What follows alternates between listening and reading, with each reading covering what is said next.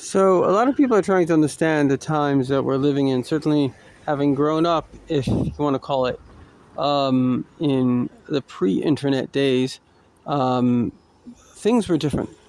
The way we saw reality was much more structured.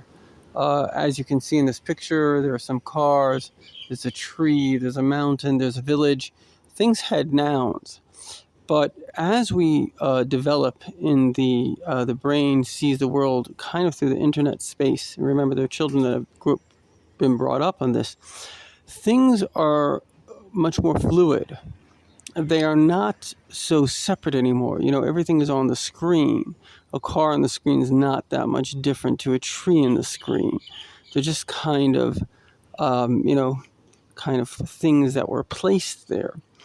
And so what it does is it creates a certain reversal of reality, because whereas before you were kind of the small person in a very, very big world, because if you think about your size and your power relative to the size of a tree, the size of a car, the size of a mountain, you were kind of very, very small.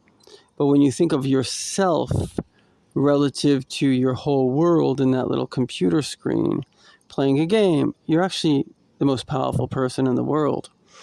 And so we have a reversal of the very way that we see ourselves. And the Rabbi kind of summed it up best. He says that the young people today, they wish to be treated with respect, which of course is true. And a lot of the companies are complaining about their little millennials and they don't know how to treat them. It's simple. Treat them with respect.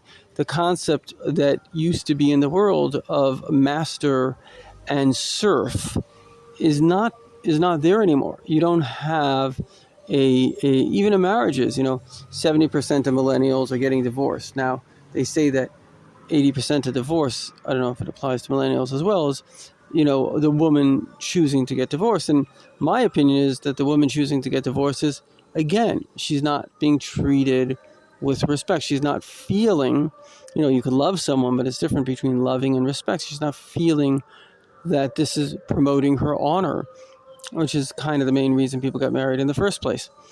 So, in other words, we're entering into a messianic age where basically the truth, which is that the creation, which is so much bigger than us, but it is just for us. God made everything, all these cars you see, the mountain you see, the village you see, the tree you see. He made it for me. He made it for you. It doesn't exist without us. It only exists because of us. All of this is here to serve us. Now, it doesn't mean to serve us so I can sip pina coladas. It means to enable me to live the most productive, meaningful life I can.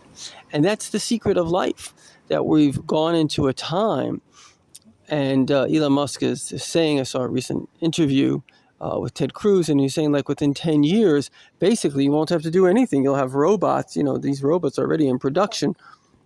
It won't be that expensive. The cost of the robots will come down. And now think about a robot with AI. You can literally tell him, do me a favor, go make an egg for me, go do this, go to the store, go do my shopping. The amount of labor that we have to do, I don't know the numbers, but is drastically less. I mean, I'm here living in Sfat. Now, you had an aqueduct, you had to protect your water. Now you just turn on your water, you have electricity. They say the average person, if you had to divide into labor, has like 40 servants.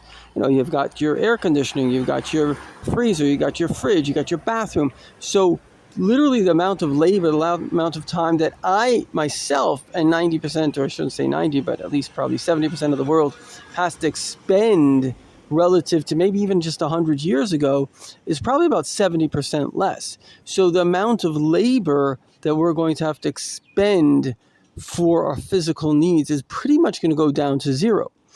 And then all that matters is having a spiritual relationship with God, having your own internal dialogue of why you're here and the growth. And that's really that's the Garden of Eden. It's the return to the original state, whereby instead of having to work for a living, basically God creates a reality which is working for you, and your job then is to be a godly person, to be a good person.